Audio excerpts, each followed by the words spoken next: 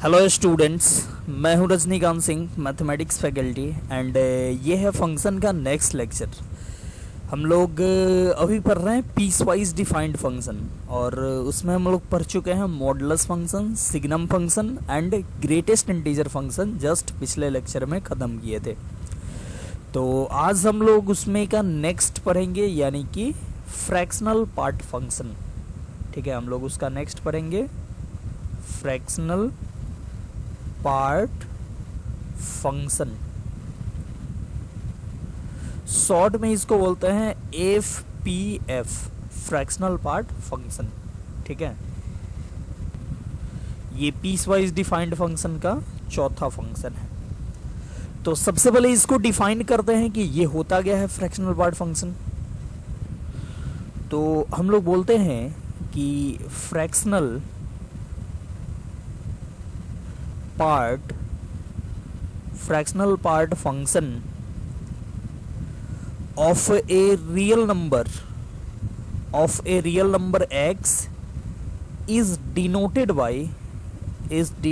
by ऐसे। Fractional part function of a real number x को हम लोग ऐसे डिनोट करते हैं। ठीक है, ये मिड ब्रैकेट में लिख देते हैं, तो इसको बोलते हैं फ्रैक्शनल पार्ट फंक्शन। गाइज, यहाँ भी एक चीज़ का ध्यान रखना है, जब भी क्वेश्चन में इस ब्रैकेट का मतलब फ्रैक्शनल पार्ट फंक्शन हो रहा होगा तो वहाँ पे बोल देगा। ठीक है, वहाँ पे आपको मतलब बोल देगा वहाँ की इसका मतलब, इस ब्रैकेट का मतलब फ्रैक्शनल पार्ट फंक्शन है। ठीक है, जैसे कि ग्रेटेस्ट इंटीजर में बोलेगा कि इसका मतलब ग्रेटेस्ट इंटीजर फंक्शन है, वैसे ही बोलेगा इसका मतलब फ्रैक्शनल पार्ट फंक्शन है। ठीक है, तो इस बात का ध्यान रखना है। अगर क्वेश्चन में नहीं बोल रहा है तो आप इसको सिंपल ब्रैकेट समझेंगे, क्वेश्चन में बोलेगा तो ही इसको फ्रैक्शनल पार्ट फंक्शन समझना है।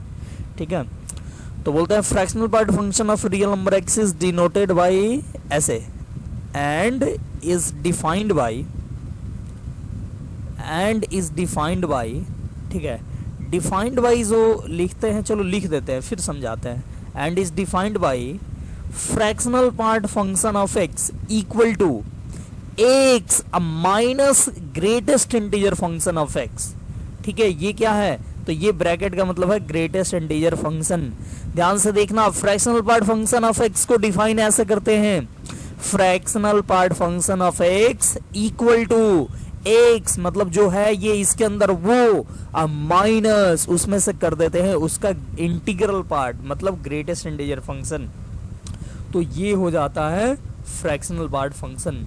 अब देख लेते हैं ये कैसे होता है। ठीक है, तो ध्यान देना, कोई भी अपने पास कोई भी नंबर हो, मान लो x एक कोई भी नंबर है, तो इसको हम लोग इंटीजर प्लस फ्रैक्शन के फॉर्म में लिख सकते हैं।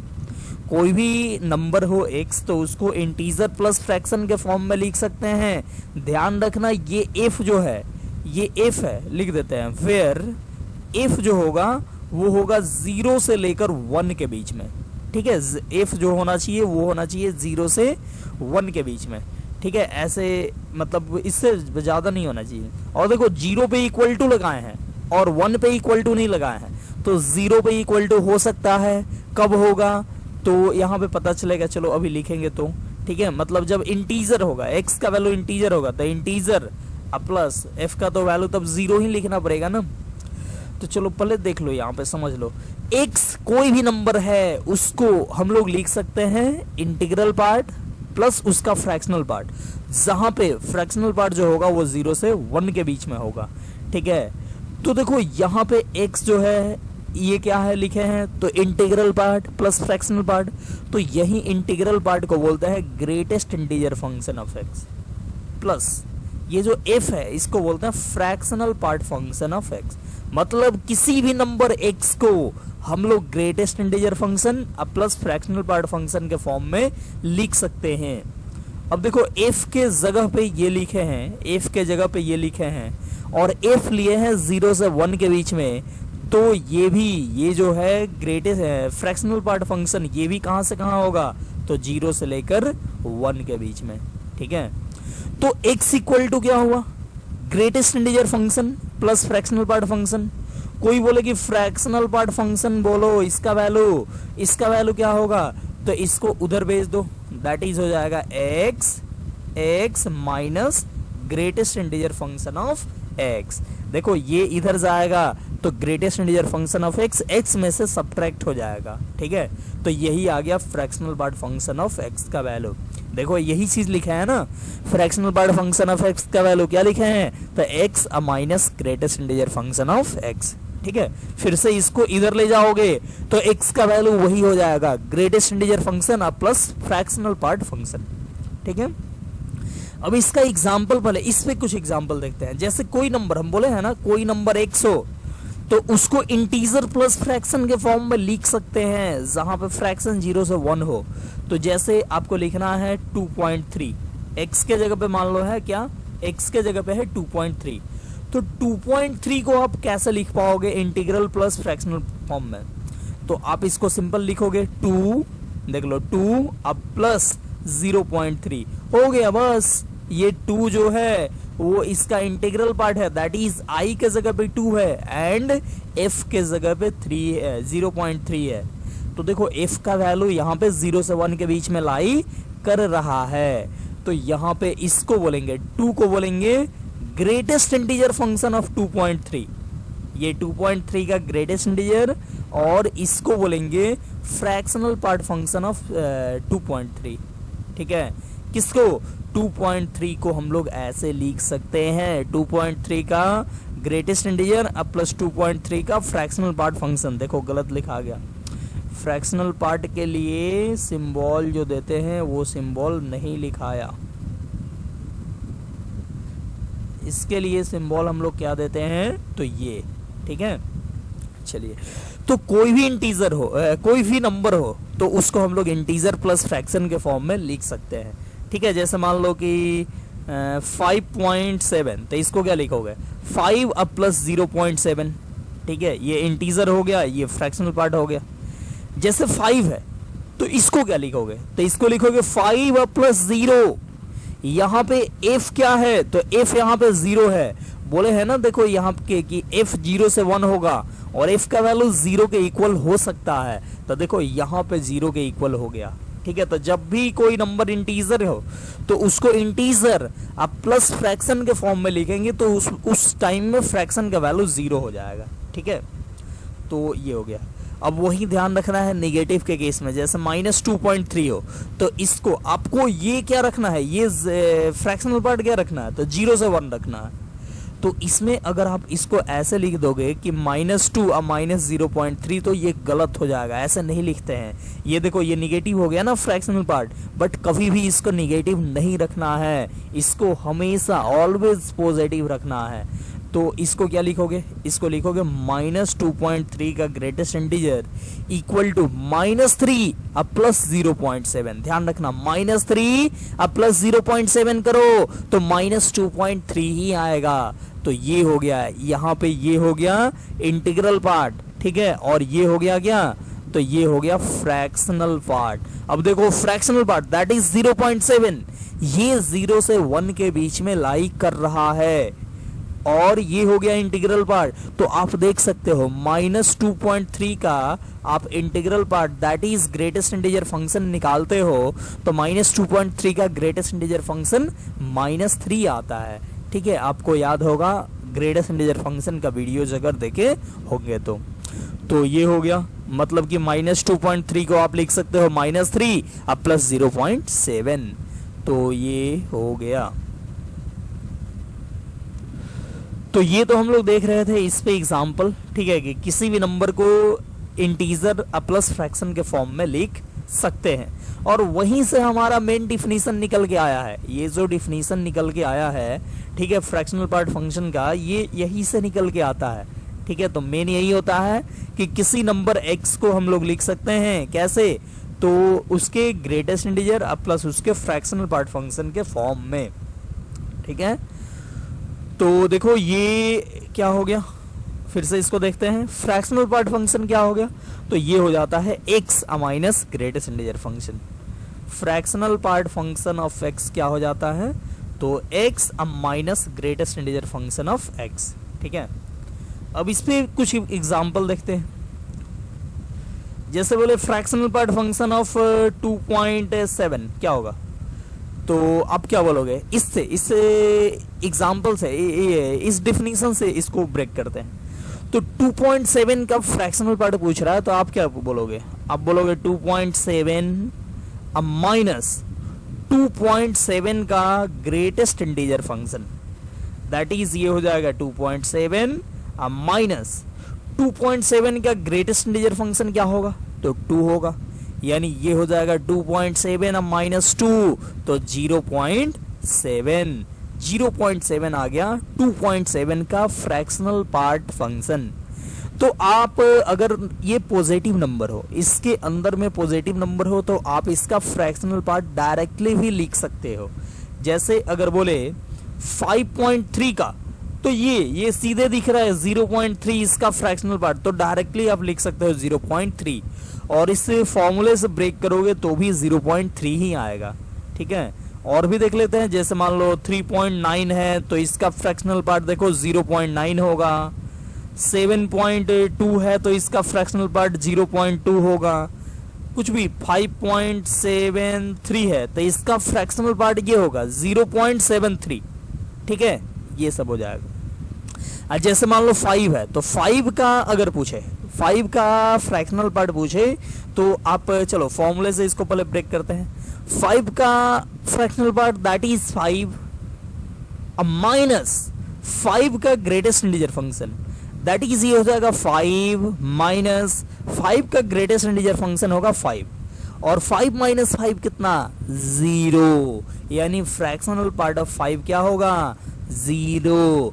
और फ्रैक्शनल पार्ट ऑफ 5 ही नहीं, fractional part of any integer, कोई भी इंटीजर ले लो आप, 2 का फ्रैक्शनल पार्ट ले लो, 10 का ले लो, ठीक है, 100 का ले लो, ठीक है, 0 का ले लो, -1 का ले लो, -5 का ले लो, कोई भी इंटीजर है सबका फ्रैक्शनल पार्ट क्या होगा, 0 होगा। ठीक है, मतलब सिंपली आप बोल सकते हो कि इंटीजर का फ्रैक्शनल पार्ट 0 होता है।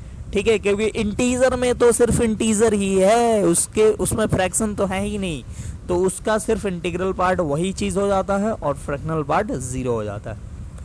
अब देख लेते हैं इस फॉर्मूले से नेगेटिव नंबर का फ्रैक्शनल पार्ट कैसे फाइंड करें। देखो जैसे बोले कि आप निकालो -2.3 का फ्रैक्शनल पार्ट। ठीक है, तो देखो एक तो बताया है ऐसे, ठीक है, कि निगेटिव नंबर को ऐसे लिख सकते हैं, ऐसे नहीं लिखना है, ऐसे लिखना है। ठीक है, -2.3 को लिखना है -3 प्लस 0.7, तो इससे आप बोल दोगे 0.7 इसका फ्रैक्शनल पार्ट हो गया, बट वो हमेशा नहीं करेंगे, हम लोग इस फॉर्मूले का यूज करेंगे। ठीक है, रेडीमेड फॉर्मूला तो हमको मिल ही चुका है ना, तो क्यों ज्यादा मेहनत करने जाएं।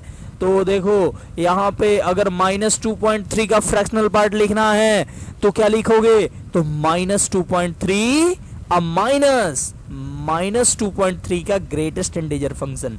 जैसे x का फ्रैक्शनल पार्ट बोले तो क्या लिखते हो, x -x का ग्रेटेस्ट इंटीजर लिखते हो ना, तो वैसे ही इसी फॉर्मूले के तहत आप क्या लिखोगे, -2.3 का फ्रैक्शनल पार्ट, तो -2.3 अब माइनस, देखो माइनस अब -2.3 का ग्रेटेस्ट इंटीजर। अब देखो ये हो जाएगा -2.3 माइनस, अब -2.3 का ग्रेटेस्ट इंटीजर होता -3, ये आप ऑलरेडी जानते हो। तो -2.3 का ग्रेटेस्ट इंटीजर -3 है, तो -3 ऐसे लिख दो। अब -2.3 अब माइनस प्लस 3, अब 3 अब -2.3 होता है 0.7, तो हो गया 0.7। ठीक है, तो -2.3 का फ्रैक्शनल पार्ट क्या हो गया, 0.7 हो गया।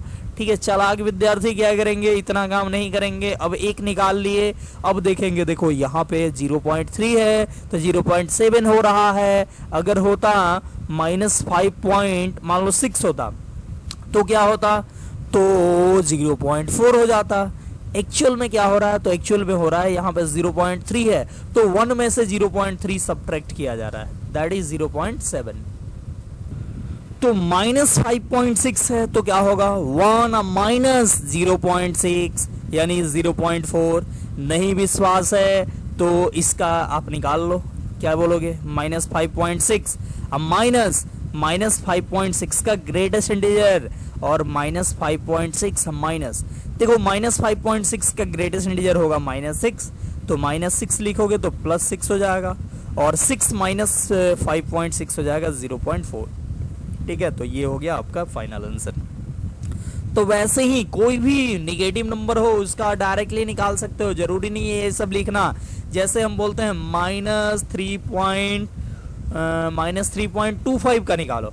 ठीक है, आप सोचो क्या करना होता है, 1 में से 0.25 को सब्ट्रैक्ट कर दो, 1 में से 0.25 ये जो दिख रहा है इसको सब्ट्रैक्ट कर दो तो क्या आ जाएगा, तो ये आ जाएगा 0.75। ठीक है, तो आ गया 0.75।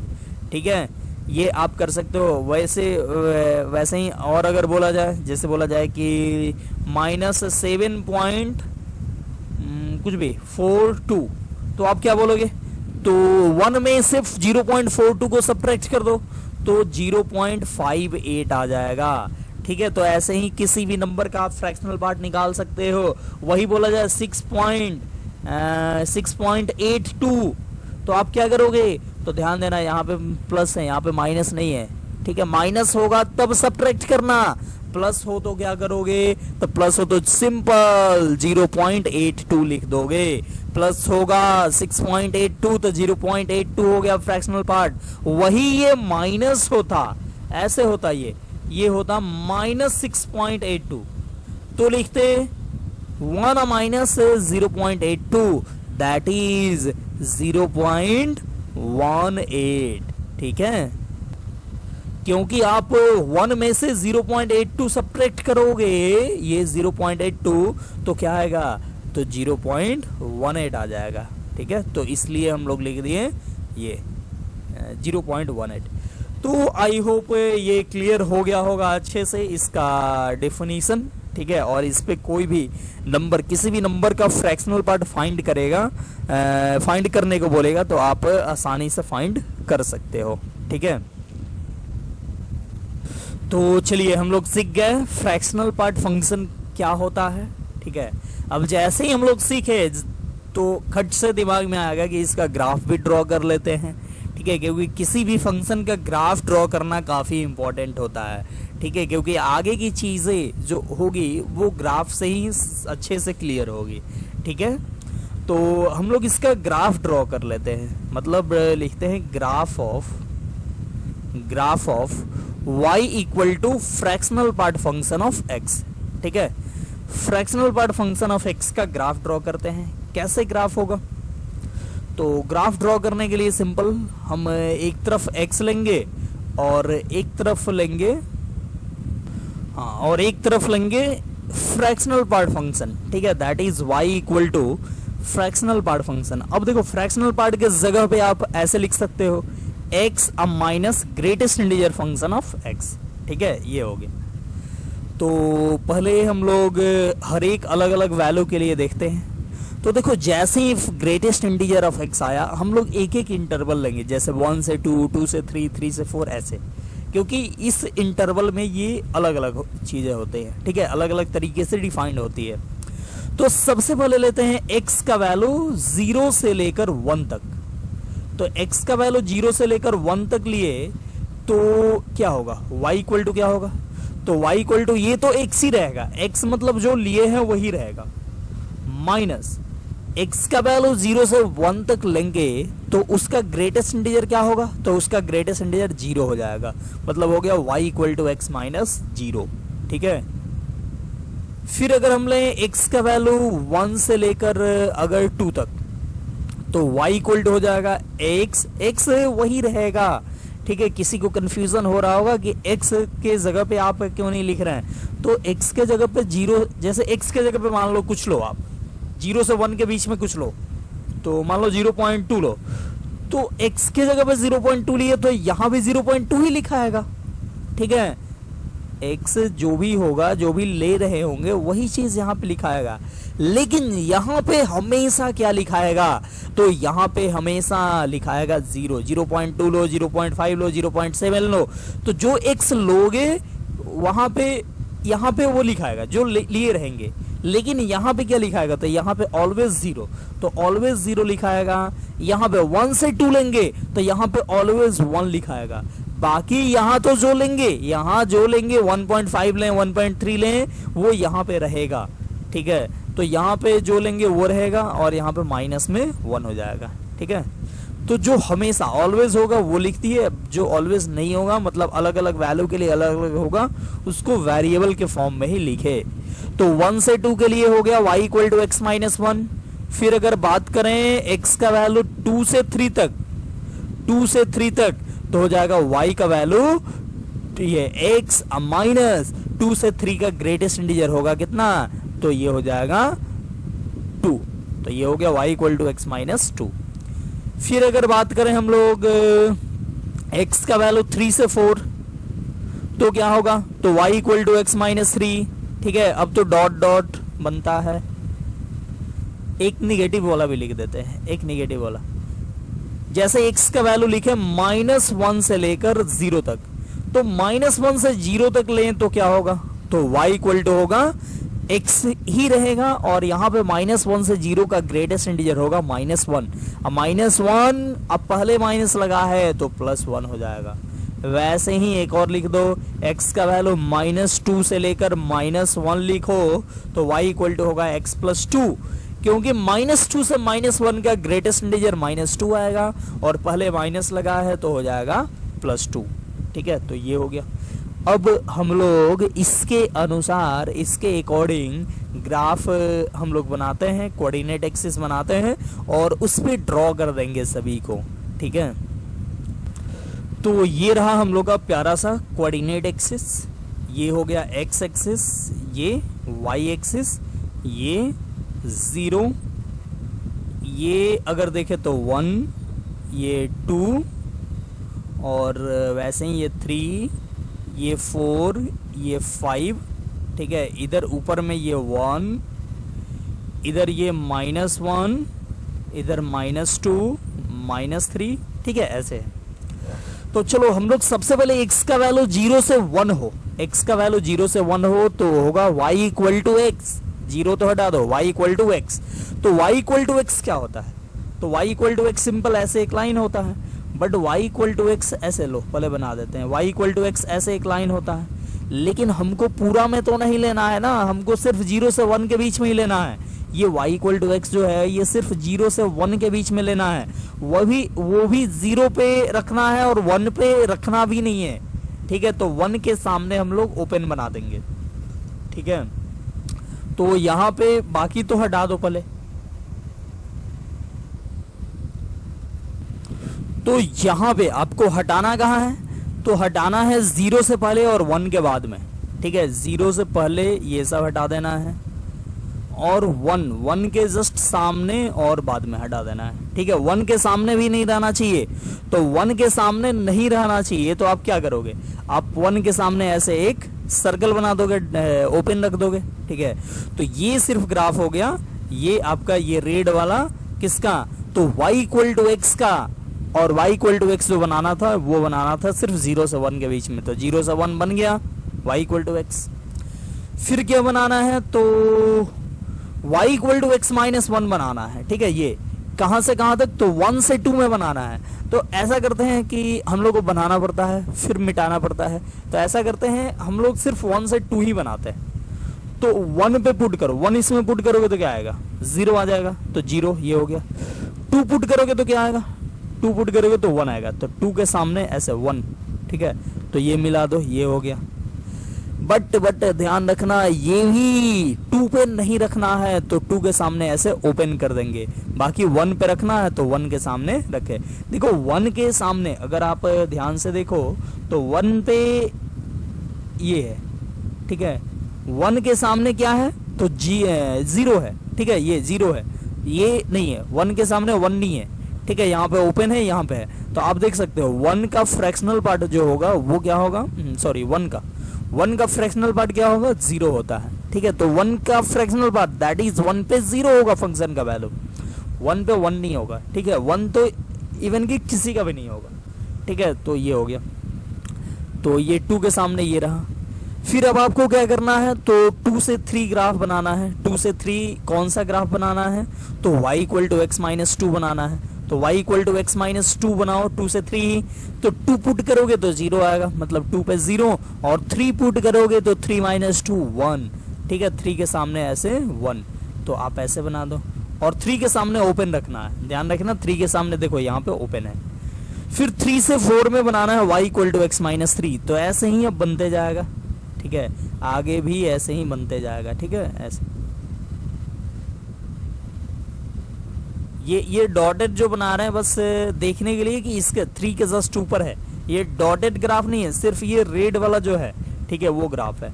फिर देखो अब -1 से 0 बना लेते हैं। -1 से 0 क्या होगा, तो y equal to x plus 1 होगा। तो इसमें आप सिर्फ -1 से 0 बनाना चाहते हो तो -1 पुट करो, -1 पुट करोगे x का वैल्यू तो आ जाएगा -1 प्लस 1 यानी 0। तो -1 पे 0 और 0 पुट करोगे तो 0 पे आएगा 0 प्लस 1 दैट इज 1, ठीक है। ये तो ये आ गया, ऐसे दोनों को मिला दो, ठीक है, और यहाँ पे ओपन रखना है। फिर वैसे ही अब आगे बना दो, कितना समझोगे, ऐसे होते जाएगा, ठीक है। तो ये जो रेड वाला जितना ग्राफ दिख रहा है वही हो गया y equal to fractional part function of x का ग्राफ, ठीक है। अब देखो ग्राफ को देखकर सबसे पहले आप ग्राफ को समझ चुके हैं, ठीक से। इस ग्राफ को याद कर लेना, ठीक है। ये जो ग्राफ दिख रहा है ना, इसको ग्राफ को याद कर लेना कि ये fractional part function of x का ग्राफ होता है, ऐसे ग्राफ होता है, ठीक है। ग्राफ आप याद रखोगे तो बहुत जगह आपको हेल्प मिलेगा, और अगर ग्राफ याद नहीं रखोगे तो फिर तो गड़बड़ होना है, ठीक है। तो इस बात का ध्यान रखना है। तो चलो आगे बढ़ते हैं हम लोग। अब ग्राफ को देखकर जो जो चीज का एनालिसिस करते हैं वो हम लोग करने जा रहे हैं। सबसे पहले क्या, तो सबसे पहले डोमेन, ठीक है। ये इस सबसे पहले हम लोग लिखते हैं डोमेन।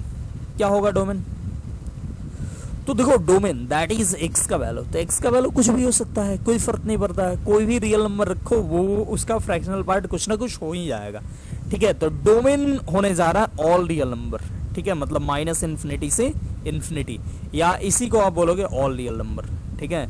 आप ये बोलोगे कि 3 इक्वल टू का साइन गलती से लिखा गया, इक्वल टू तो 2 ही होता है, ठीक है। बट आपको जब भी जैसे 2 चीज सेम टू सेम हो, ठीक है, वो चीज लिखना हो तो हम लोग ये 3 इक्वल टू 3 देते हैं, और इसका मतलब होता है आइडेंटिकल टू, ठीक है। इसका मतलब इक्वल टू और इसका मतलब आइडेंटिकल टू, ठीक है। आइडेंटिकल टू मतलब सेम एग्जैक्टली वही है, ठीक है। जैसे x माइनस 2 बराबर 5, ये एक इक्वेशन है, यहाँ पे आप ये वाला साइन नहीं दे सकते हो, ठीक है।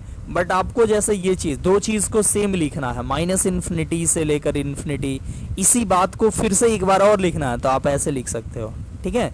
तो ये साइन इस जगह दिया जाता है, आइडेंटिकल टू का साइन वहां दिया जाता है जहां पे मतलब दोनों एग्जैक्टली बराबर हो। इसको आप लिख सकते हैं, इसको बोलते हैं आइडेंटिकल टू,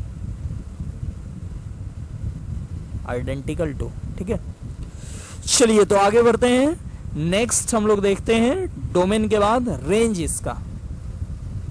तो रेंज आप देख सकते हो, रेंज इसका क्या है, तो 0 से लेकर 1 के बीच में, देख रहे हो ये 1 से ऊपर ये गया नहीं है, ठीक है। और एग्जैक्टली 1 पे देखो तो 1 पे भी नहीं है, क्योंकि 1 पे तो ये देख रहे हो सब में ओपन है, ठीक है। तो जैसे ही 1 पे गया ओपन हो गया, 1 के जस्ट पहले तक है, तो 0 है लेकिन 1 नहीं है, तो हम लोग ऐसे लिखेंगे 0 से लेकर 1 तक, 1 पे ओपन, ठीक है। ये हो गया रेंज किसका, तो फ्रैक्शनल पार्ट फंक्शन का। यानी हम लोग लिख सकते हैं फ्रैक्शनल पार्ट फंक्शन ऑलवेज कहां से कहां होगा, तो 0 से लेकर 1 तक होगा, ठीक है। ये इसका रेंज होता है, मतलब x का वैल्यू कुछ भी रखो तो उसके लिए x का ग्रेटेस्ट है, फ्रैक्शनल पार्ट फंक्शन क्या होगा, तो 0 से 1 होगा, ठीक है।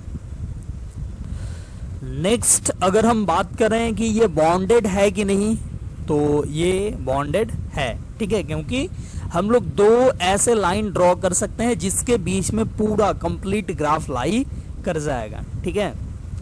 तो ये बाउंडेड है, या रेंज बोल सकते हो, रेंज 0 से 1 है, रेंज में इन्फिनिटी नहीं आ रहा, तो ये बाउंडेड है, ठीक है। नेक्स्ट ये देखो, ये ग्राफ डिसकंटिन्यूअस है। डिसकंटिन्यूअस मतलब ब्रेक होना, ठीक है। जैसे ग्राफ को बनाते टाइम में कलम को उठाना पड़े तो बोलेंगे वो ग्राफ डिसकंटिन्यूअस होगा। तो कहाँ कहाँ पे आपको कलम को उठाना पड़ेगा, तो हर एक इंटीजर पे। देखो 1 पे, 2 पे, 3 पे ब्रेक हुआ ना, ऐसे ब्रेक हो गया तो आपको कलम को उठाना पड़ेगा ग्राफ को बनाते टाइम में, तो ये डिसकंटिन्यूअस हो जाएगा। कहाँ पे, तो सभी इंटीजर पे, ठीक है। तो आप ऐसे लिख सकते हो डिसकंटिन्यूअस एट ऑल इंटीजर, ठीक है। ऑल इंटीजर पे, सभी इंटीजर पे ये डिसकंटिन्यूअस होगा। नेक्स्ट एक चीज और, वैसे ये तो आगे पढ़ना है लेकिन अभी ग्राफ देखे हो तो देख लो, ये रिपीट कर रहा है। जैसे यहाँ है वैसे ही यहाँ है, वैसे ही यहाँ है, वैसे ही सेम टू सेम यहाँ है। तो इसको बोलते हैं, जो ग्राफ रिपीट करता है उसको बोलते हैं पीरियोडिक फंक्शन, ठीक है। वैसे आगे हम लोग पीरियोडिक फंक्शन को डिटेल्स में पढ़ेंगे, बट ये चीज बस ध्यान रख लो कि जो भी ग्राफ रिपीट करता हो उसको बोलते हैं पीरियोडिक फंक्शन। तो ये पीरियोडिक भी है, ठीक है। और देखो रिपीट करने का इंटरवल क्या है, तो देखो 0 से चला 0 से 1 तक, 1 के बाद में जैसे 0 पे था वैसे ही 1 पे हो गया, 0.2 पे जो होगा वही 1.2 पे होगा। आप देख सकते हो 0.2 का जो फ्रैक्शनल पार्ट होगा वही 1.2 का होगा, वही 2.2 का होगा, ठीक है। तो हर एक इंटीजर, हर एक 1 यूनिट बाद ये रिपीट कर जाता है, मतलब वही हो जाता है, सेम चीज हो जाता है। तो बोलेंगे कि ये रिपीट करता है, दैट इज पीरियोडिक है। और इसका पीरियड कितना है, तो इसका पीरियड है 1, ठीक है। तो बोलेंगे ये fractional part function is periodic with period 1, ठीक है। ये पीरियोडिक होगा और इसका पीरियड कितना होगा, तो इसका पीरियड हो जाएगा 1, ठीक है। ये तो ये चीज हम लोग सभी ग्राफ को देखकर हम लोग एनालाइज किए, ठीक है। ग्राफ को याद रखना और ग्राफ कैसे बनाए ये भी ध्यान रखना, और ग्राफ से जो जो चीज निकल के आया वो सब भी ध्यान रखना, ठीक है। तो चलिए हम लोग आगे बढ़ते हैं और देखते हैं इसका प्रॉपर्टीज, ठीक है। देखते हैं हम लोग properties of fractional part function of x, ठीक है। Fractional part function of x का प्रॉपर्टीज, तो सबसे पहला प्रॉपर्टीज है fractional part function of x जो होगा वो 0 से 1 के बीच में होगा, ठीक है। ये हम लोग ऑलरेडी देख चुके हैं बट प्रॉपर्टीज में भी इसको मेंशन कर दिए। तो फ्रैक्शनल पार्ट फंक्शन हमेशा क्या होगा, 0 से 1 के बीच में होगा, ठीक बोल सकते हो। For all x belongs to real number, x के सभी रियल नंबर के लिए फ्रैक्शनल पार्ट फंक्शन क्या होगा, तो 0 से 1 के बीच में होगा। 0 पे इक्वल टू भी हो सकता है, ठीक है। अच्छा देखो इसी से एक और प्रॉपर्टीज बना सकते हो, बोले फ्रैक्शनल पार्ट फंक्शन 0 से 1 कब होगा, ठीक है। ये पूछेगा भी, पूछ भी सकता है, इंपॉर्टेंट है।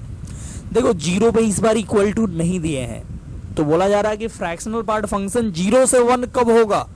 तो देखो फ्रैक्शनल पार्ट फंक्शन 0 कब होता है, तो सभी इंटीजर पे होता है, लेकिन बोल रहा है यहाँ पे 0 नहीं होना चाहिए, सिर्फ 0 से 1। तो बोलेंगे for all x belongs to all real number minus integer, integer को छोड़ के सभी रियल नंबर पे ये क्या होगा, तो ये हो जाएगा 0 से 1 के बीच में, ठीक है। तो यहाँ पे सिर्फ एक नंबर 0 छूटे तो हम लोग पूरा आई को ही हटा देंगे, पूरा इंटीजर खत्म कर देंगे पूरा, क्योंकि पूरे इंटीजर पे हम लोग को वैल्यू मिलता है 0। तो ये भी देख सकते हो, जैसे बोले कि fractional part function of x का वैल्यू 0 हो तो क्या होगा, fractional part function of x का वैल्यू 0 हो तो ये तभी पॉसिबल होगा जब एक्स का वैल्यू इंटीजर हो, ठीक है। यानी हम लोग बोलेंगे x equal to integer, integer का फ्रैक्शनल पार्ट 0 होता है, आप ये सब जानते हो।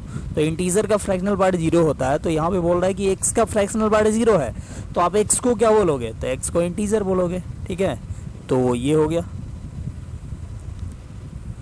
नेक्स्ट फोर्थ प्रॉपर्टीज, जैसे बोला जाए कि एक्स का फ्रैक्शनल पार्ट है, इसको हम लोग लिख सकते हैं एक्स प्लस आई का फ्रैक्शनल पार्ट, या एक्स प्लस आई का फ्रैक्शनल पार्ट है उसको हम लोग लिख सकते हैं फ्रैक्शनल पार्ट ऑफ एक्स, ठीक है।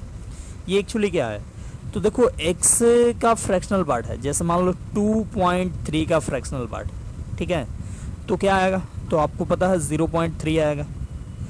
अब इसी में हम लोग 2.3 में कोई इंटीजर ऐड कर दे, देखो i ऐड किया, i मतलब इंटीजर, ठीक है, i को छोड़ के कुछ नहीं ऐड करना।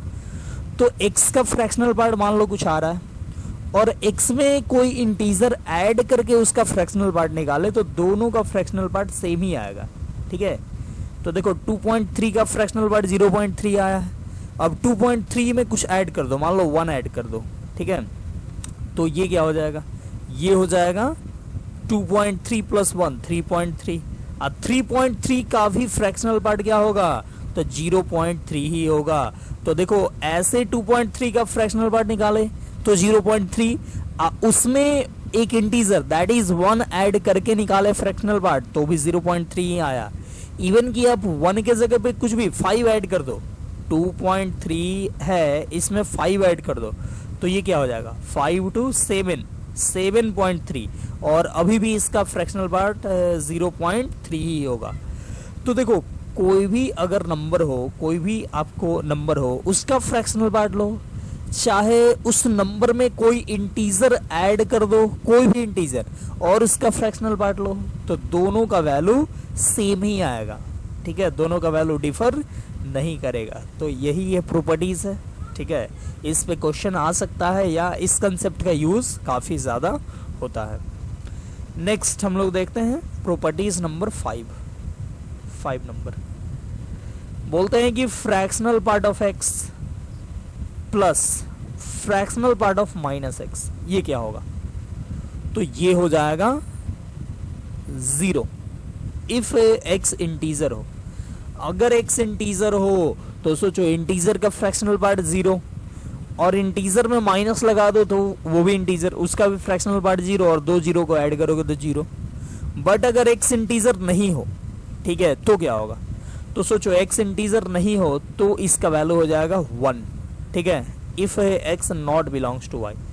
देख सकते हो अगर एक्स इंटीजर हो तब तो ये क्लियर है, जैसे मान लो 5 ले लो, तो 5 का फ्रैक्शनल पार्ट और -5 का फ्रैक्शनल पार्ट, इसका सम, तो 5 का फ्रैक्शनल पार्ट 0 और -5 का फ्रैक्शनल पार्ट भी 0, दोनों का सम कितना 0 हो गया। बट अगर आप ऐसे लो 5.3 लो, ठीक है, और -5.3 लो, देखो कोई भी नंबर लेना है यहाँ पे दूसरे ब्रैकेट में दूसरे जगह क्या लेना है, तो उसका निगेटिव का फ्रैक्शनल पार्ट लेना है, तो इस दोनों का सम अभी ही मैं बता दे रहा हूँ 1 होगा, ठीक है। अब देखो निकाल के देखते हैं, 5.3 का फ्रैक्शनल पार्ट होता है 0.3, और -5.3 का फ्रैक्शनल पार्ट क्या होगा, तो माइनस लगा है तो 0.3 को 1 में से सब्ट्रैक्ट करना है, तो क्या हो जाएगा 0.7, तो 0.3 या 0.7 मिलकर 0.1 हो गया, ठीक है। तो कोई भी नंबर हो और उसका निगेटिव का फ्रैक्शनल पार्ट, दोनों कोई नंबर का फ्रैक्शनल पार्ट अब प्लस उसके निगेटिव का फ्रैक्शनल पार्ट, दोनों मिलके कितना होगा 1 हो जाएगा, ठीक है। वही अगर इंटीजर हो तो 0 होगा। तो ये आई होप ये क्लियर हो गया होगा। नेक्स्ट 6th, अगर हम बोले फ्रैक्शनल पार्ट ऑफ एक्स का ग्रेटेस्ट इंटीजर क्या होगा, या बोले हम ग्रेटेस्ट इंटीजर ऑफ एक्स का फ्रैक्शनल पार्ट क्या होगा, या हम बोले ग्रेटेस्ट इंटीजर ऑफ एक्स का ग्रेटेस्ट इंटीजर क्या होगा। ये वैसे ग्रेटेस्ट इंटीजर में देखे थे, और फ्रैक्शनल पार्ट ऑफ एक्स का फ्रैक्शनल पार्ट क्या होगा, ठीक है। तो ये हम लोग चारों देखते हैं। तो देखो ये कितना होगा, फ्रैक्शनल पार्ट ऑफ एक्स होता है 0 से 1, एंड 0 से 1 के बीच के नंबर पे ग्रेटेस्ट इंटीजर लगाओगे तो हो जाएगा 0, ठीक है। ध्यान से देखना, फ्रैक्शनल पार्ट ऑलवेज क्या होता है, इसके अंदर में जो है ये ऑलवेज होता है 0 से लेकर 1, और 0 से 1 के बीच के नंबर का ग्रेटेस्ट इंटीजर बोलोगे तो ये हो जाएगा कितना 0 हो जाएगा। ये देखो इसका क्या होगा, तो यहाँ पे है ग्रेटेस्ट इंटीजर, इसका फ्रैक्शनल पार्ट, तो ग्रेटेस्ट इंटीजर ऑलवेज इंटीजर होता है, और इंटीजर का फ्रैक्शनल पार्ट 0, यहाँ पे 0, मतलब दोनों हो, ग्रेटेस्ट इंटीजर हो एंड फ्रैक्शनल पार्ट फंक्शन हो, दोनों हो, पहले कोई भी हो, दोनों का वैल्यू कितना होगा 0 होगा, ठीक है। इस बात का ध्यान रखना। Next greatest integer of x, तो ऑलवेज इंटीजर होता है, और इंटीजर का ग्रेटेस्ट इंटीजर वही चीज हो जाता है, वही चीज यानी कि ग्रेटेस्ट इंटीजर ऑफ एक्स ही इसका वैल्यू हो जाएगा। ठीक है, मतलब 2 बार लगाओ, 3 बार लगाओ, 6 बार, 10 बार, कितना भी बार ग्रेटेस्ट इंटीजर फंक्शन अप्लाई करोगे उसका वैल्यू जो होगा वो एक ही पे, मतलब एक जो ग्रेटेस्ट इंटीजर लगा होगा उसके जैसा होगा। ठीक है, और fractional part of fractional part function क्या होगा? तो देखो फ्रैक्शनल पार्ट होता है ऑलवेज 0 से 1, और 0 से 1 कोई भी नंबर हो उसका फ्रैक्शनल पार्ट वही चीज हो जाता है। जैसे मान लो 0.2 का फ्रैक्शनल पार्ट बोला जाए तो क्या हो जाएगा, इसका फ्रैक्शनल पार्ट 0.2 ही होगा। 0.3 का फ्रैक्शनल पार्ट तो 0.3। ठीक है, मतलब 0 से 1 के बीच के कोई भी नंबर का फ्रैक्शनल पार्ट जो होगा वो वही चीज हो जाता है। तो x के जगह पे आप कुछ भी रखो, ये जो चीज आएगा ये फ्रैक्शनल पार्ट ऑफ फंक्शन ये 0 से 1 के बीच में आएगा, और 0 से 1 के बीच के नंबर का फ्रैक्शनल पार्ट क्या होगा, तो वही मतलब ये fractional part function of x. तो ये भी फ्रैक्शनल पार्ट भी 2 बार लगे, 3 बार लगे, 4 बार लगे, कितना भी बार लगे उसका वैल्यू कितना होगा, तो उसका वैल्यू इसी के बराबर हो जाएगा। ठीक है, सेम एक ही, मतलब एक बार जो लग के निकले वैल्यू मिलेगा उसके जैसा हो जाएगा। ठीक है, ये अब देखो ये सारा हो गया प्रॉपर्टीज। ठीक है, अब इसको छोड़ के आपको कुछ भी मिले तो वो प्रॉपर्टीज नहीं है। ठीक है, मतलब उसका यूज नहीं करना, अपने मन से दिमाग नहीं लगाना, नहीं तो गलत हो जाएगा। जैसे बोला जाए कि fractional part of x plus Y, क्या इसको अलग कर सकते हैं, तो ऐसा हम बताए हैं, नहीं बताए। ठीक है, तो बोलेंगे ये नहीं कर सकते हैं, ये पॉसिबल नहीं है, ये करोगे तो गलत हो जाएगा। क्योंकि देखो ये कभी कभी सही भी हो जाएगा, लेकिन कभी कभी सही होने से उसको हम प्रॉपर्टीज नहीं बना देंगे, या हमेशा हम लोग क्वेश्चन में यूज नहीं कर देंगे। ठीक है, जो ऑलवेज ट्रू हो उसी को यूज करते हैं, ये बात माइंड में फिट कर देना है। ठीक है, नोट बोल्ट से। चलिए और भी कुछ, जैसे मान लो कि हम लिखे आई इंटू एक्स, तो इसको भी ऐसे नहीं लिख सकते हो आई इंटू एक्स। ठीक है, मतलब आई को बाहर आप नहीं निकाल सकते हो। ठीक है, आई को बाहर निकालोगे तो फिर से गलती हो जाएगा। ठीक है, जैसे देख सकते हो, जैसे बोले कि कुछ भी आई के जगह पे आप 2 रख लो, 2 इंटू कुछ भी 3.6 इसका फ्रैक्शनल पार्ट, और कोई बोले कि 2 को बाहर निकाल लेते हैं और 3.6 का फ्रैक्शनल पार्ट, तो देख लो दोनों का वैल्यू सेम आएगा क्या, तो इसका निकालो कितना आएगा, तो ये हो जाएगा 2 इंटू 3.6, तो ये हो जाएगा 7.2। ठीक है, 7.2, और इसका फ्रैक्शनल पार्ट होगा 0.2। अब इसका वैल्यू निकालो, तो ये क्या हो रहा है, तो ये हो रहा है 2 इंटू, और 3.6 का फ्रैक्शनल पार्ट 0.6, तो ये हो जाएगा 6 इंटू 2 इंटू 0.6 क्या हो जाएगा, तो ये हो जाएगा 1.2। तो देखो दोनों बराबर नहीं आया, तो आप इंटीजर को बाहर नहीं निकाल सकते हो। ठीक है, अब बोलोगे कि सर अगर 1 हो इंटीजर का वैल्यू तब तो निकालेंगे तो सही होगा, तो 1 के लिए सही हो जाएगा भाई, 1 के लिए सही हो गया तो क्या फर्क पड़ता है, 0 के लिए भी सही हो गया। ठीक है, तो ये इसके बराबर नहीं होता है। ठीक है, ध्यान रखना। ठीक है, हाँ बोलोगे कि आई का वैल्यू 0 और 1 रखे तो हो जाएगा, 0 और 1 के लिए हो जाएगा, बाकी किसी के लिए भी नहीं होगा। ठीक है, अब अलग अलग अब एक्स का वैल्यू अब बदल के नहीं देखना है। ठीक है, जनरली नहीं होता है ये चीज़, तो जनरली जितना चीज़ अभी बताए हैं वो प्रॉपर्टीज़ है, उसको छोड़ के जो भी चीज़ है वो प्रॉपर्टीज़ नहीं है, मतलब उसका यूज़ करना ही नहीं है। ठीक है, ये जो भी है इसको छोड़ के जितना चीज़ बताया है उसका यूज़ नहीं करना है। तो चलो ये हो गया सारा प्रॉपर्टीज हम लोग देख लिए फ्रैक्शनल पार्ट फंक्शन का। तो अब हम लोग देखते हैं इसमें कुछ क्वेश्चन। ठीक है, प्रॉपर्टीज तो देख लिए, कुछ क्वेश्चन देखते हैं। बोलेगा कि फाइंड x प्लस और समेसन, मान लो दे दे r equal to 1 to 100 and fractional part of x plus r divided by 100। बोले इसका वैल्यू निकालो क्या होगा। ठीक है, यहाँ पे थोड़ा सा बदलाव करते हैं, ये greatest integer function of x. ठीक है, इसका वैल्यू फाइंड करना, तो इसका वैल्यू फाइंड करते हैं हम लोग। सॉल्यूशन। देखो ये है greatest integer function of x, तो इसको वैसे ही लिख दिए, प्लस ध्यान से देखना ये समेसन है और r इक्वल टू 1 से 100 तक है, तो आप r का वैल्यू 1 रखो, तो r का वैल्यू 1 रखोगे तो क्या होगा, ये हो जाएगा fractional part of x plus 1 by 100। ठीक है, आप 100 को बाहर भी निकाल सकते थे, लेकिन चलो रहने दिए। फिर आप 2 रखो तो हो जाएगा fractional part of x plus 2 by 100। फिर यहाँ पे 3 रखो, r का वैल्यू ही सिर्फ रखना है, x तो यहाँ पे कांस्टेंट है। ठीक है, ये समेसन में वेरिएबल है r और x कांस्टेंट है। फिर r का वैल्यू 3 रखो तो होगा x प्लस 3 का फ्रैक्शनल पार्ट बाई 100 प्लस, ऐसे ही करते करते कहाँ जाना है, तो fractional part of x plus r के जगह पे अप टू 100 तक रखना है, तो 100 अब बाई में कितना, तो 100। ठीक है, ये हो गया। अब देखो ये है fractional part function, greatest integer function, तो लिख दिए। अब देखो x अब प्लस 1, या 2 काम करते हैं, एक तो एलसीएम ले लो, एलसीएम ले लो, कितना होगा, एलसीएम होगा 100। ठीक है, अब देखो x प्लस 1 का फ्रैक्शनल पार्ट क्या होगा, तो अभी जस्ट प्रॉपर्टीज में बताया था कि x का फ्रैक्शनल पार्ट लिखो चाहे x प्लस कोई इंटीजर का लिखो, तो दोनों सेम ही होता है। ठीक है, तो यहाँ पे देख रहे हो x प्लस इंटीजर, 1 एक इंटीजर है, तो इसका फ्रैक्शनल पार्ट क्या हो जाएगा, तो इसका फ्रैक्शनल पार्ट x ही हो जाएगा।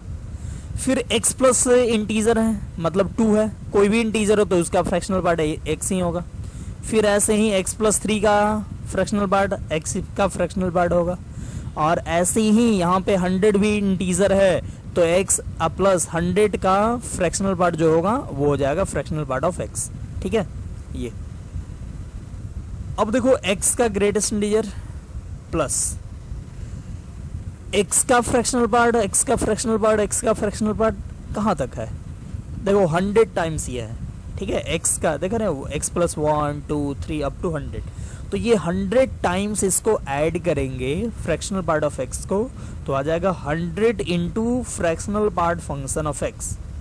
बाई में कितना, बाई में है 100, तो ये कैंसिल हो गया और बच गया यहाँ पे हमको ये greatest integer function of x plus fractional part function of x, यानी इसका वैल्यू होता है x। Greatest integer function of x plus fractional part function of x का सम क्या होता है, तो ये होता है x, तो इसका वैल्यू मिल गया x। ठीक है, तो ये हो गया। तो इसी तरह अब जैसे इसी क्वेश्चन में पूछ सकता था कि ये मान लो fx है, fx इक्वल टू मान लो ये है, तो बोले देन फाइंड कुछ भी f100 बोले, तो f100 बोले तो कैसे निकालेंगे, तो fx अगर ये होता, ठीक है, तो इसको सॉल्व करते, यहाँ पे fx लिखते, यहाँ पे fx लिखते, ठीक है, यहाँ पे fx सब जगह यहाँ पे fx लिखते, तो आता हमको fx इक्वल टू लास्ट में क्या आता, x। ठीक है, तो fx इक्वल टू x, तो f100 कितना होगा, 100 होगा, सिंपल, fx बराबर x, तो f100 कितना 100 हो जाएगा। ठीक है, वैसे ही कुछ भी पूछे, f50 पूछे तो 50 हो जाएगा, f10 पूछे तो 10 हो जाएगा, तो आप कोई भी निकाल सकते हो। चलिए, तो ये क्वेश्चन हो गया और आई होप आपको समझ में भी अच्छे से आ गया होगा। नेक्स्ट अगला क्वेश्चन देखते हैं, एक डोमेन रेंज का क्वेश्चन देख लेते हैं, क्योंकि हम लोग डोमेन रेंज पढ़े थे। ठीक है, तो बोलना है कि find the domain and range of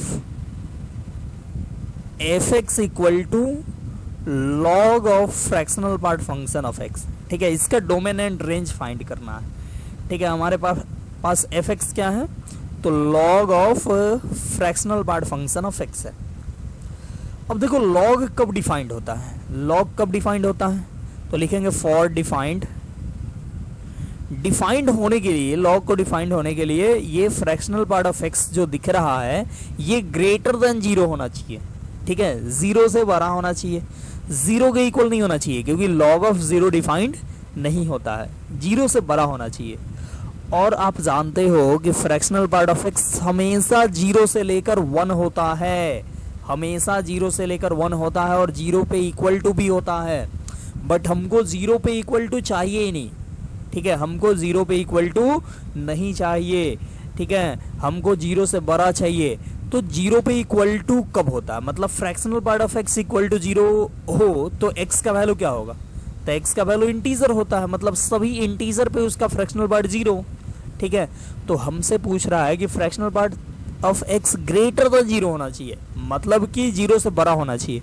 तो इसके लिए आपको इंटीजर नहीं रखना होगा, क्योंकि इंटीजर रखोगे तो 0 के इक्वल आ जाएगा, बट हमको चाहिए ही नहीं, हमको 0 के इक्वल नहीं चाहिए, 0 से बड़ा चाहिए, ठीक है। तो 0 से बड़ा चाहिए, तो इसके लिए आपको इंटीजर छोड़ के सारा रियल नंबर रखना होगा, ठीक है। कोई भी रियल नंबर रखोगे तो ये 0 से बड़ा ही आएगा इंटीजर को छोड़ के, ठीक है। तो बोलेंगे for defined greatest fractional part function of x greater than 0, बोलेंगे fractional part function of x greater than 0 is possible if x belongs to r a minus i, ठीक है, ऑल रियल नंबर और i को छोड़ के, i को छोड़ दो तो ये पॉजिटिव होगा, और i भी ले लोगे तो इक्वल टू 0 हो जाएगा, ठीक है। तो हमको इक्वल टू नहीं लेना, हमको पॉजिटिव लेना है, ठीक है। ये तो r माइनस आई हो गया, मतलब इसका डोमेन क्या हो गया, इसका डोमेन हो गया all real number minus integer, integer को छोड़ के सारा रियल नंबर, ठीक है। नेक्स्ट अगर इसका रेंज फाइंड करना होगा तो क्या करोगे, तो रेंज फाइंड करने के लिए अब देखो यहाँ पे log of fractional part function of x का रेंज चाहिए, तो आप तो fractional part function of x का रेंज जानते ही हो क्या होता है। Fractional part function of x का रेंज होता है 0 से लेकर 1 तक, ठीक है। अब याद करो रेंज बता रहे थे तो वहां पे बताए थे कि लॉग लगाने से पहले या स्क्वायर रूट लेने से पहले देख लेना है कि वो डिफाइंड है कि नहीं। जैसे लॉग लगाने जा रहा है तो जो अभी इंटीजर है वो लॉग लगाने पे डिफाइंड होगा कि नहीं, ठीक है। अभी जो इंटरवल है तो वो इंटरवल लॉग लगाने पे डिफाइंड नहीं होगा क्योंकि 0 भी आ रहा है, तो 0 को आपको पहले हटा देना है, ठीक है। क्या करना है, x का ग्रेटेस्ट फ्रैक्शनल पार्ट रखना है 0 से 1, ठीक है। अब यहाँ पे लॉग लगाना है तो लॉग लगाओ तो हो जाएगा log of fractional part function of x less than log 1 and greater than log 0 तो डिफाइन नहीं होता है, तो देखो 0 एक्चुअली है ही नहीं, 0 से बड़ा है, 0 से बड़ा मतलब 0 प्लस, ठीक है। और log का देखो यहाँ पे बेस कुछ भी नहीं है, मतलब बेस e है, ठीक है, या बेस 10 भी ले सकते हो, यहाँ पे कोई फर्क पड़ता नहीं है। लेकिन कैलकुलस में जनरली बेस अगर गिवन नहीं हो तो बेस ई माना जाता है, ठीक है। चलिए तो यहाँ पे ई ही मान लो, तो ये हो गया क्या लॉग, या इसको y लिख दो, इसको आप क्या लिख दो, तो इसको आप लिख दो y, ठीक है, क्योंकि log of fractional part function ही ना fx का मतलब y, तो आप इसको लिख दो y, ठीक है। तो y कहाँ से कहाँ आ गया, तो ये देखो log 1 का वैल्यू तो 0 होता है और log 0 प्लस का वैल्यू क्या होता है, इसके लिए ग्राफ देखो, ग्राफ होता है log का ऐसे, ठीक है, बेसिक में बताया गया था। तो 0 प्लस का वैल्यू क्या होगा, log 0 प्लस मतलब 0 से थोड़ा सा आगे बढ़ोगे तो क्या होगा, तो बहुत नीचे जाएगा, दैट इज माइनस इन्फिनिटी, तो ये हो जाएगा माइनस इन्फिनिटी, मतलब y का वैल्यू होगा माइनस इन्फिनिटी से 0, that is y belongs to minus infinity to 0, ये आंसर हो जाएगा, ठीक है। ये माइनस इन्फिनिटी टू 0 हो जाएगा x का वैल्यू, सॉरी y का वैल्यू, दैट इज रेंज आ गया minus infinity to 0। And domain क्या आया, तो डोमेन आया all real number minus integer, ठीक है। तो आई होप ये क्लियर हो गया होगा, ये डोमेन एंड रेंज, ठीक है। चलो और भी एक क्वेश्चन देख लेते हैं, जैसे मान लो वही चीज same question, find the domain and range of y equal to 1 by fractional part function of x। एक मिनट,